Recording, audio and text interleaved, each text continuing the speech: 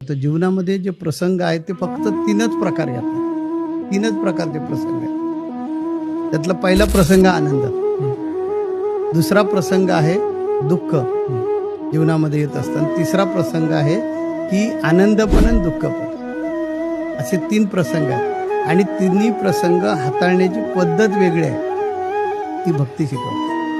म्हणून भक्ती करणं गरजेचं आहे. आनंद तुम्हाला पचवता आला पाहिजे. ज्यावेळी आपल्याला आनंद मिळतो, म्हणजे व्यावहारिक भाषेत बोलायचं तर सुख मिळतं, समाधान मिळतं, काहीतरी आपल्याला प्राप्त होतं, तर बऱ्याच लोकांना अहंकार येतो. म्हणून तर नामदेव महाराजांनी एका अभंगामध्ये सांगितलंय, अकल्प आयुष्य हवे तया कुळा, माझी या सकळा हरीची आदासा. त्याच्यामध्ये त्यांनी काय मागितलं विठ्ठलाकडे माहिती आहे का?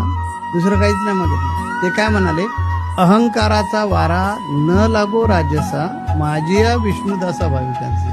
की अहंकाराचा वारा कुणाच्या थारामोऱ्याला पण नको, नाही तर तो वाया जाणार आहे.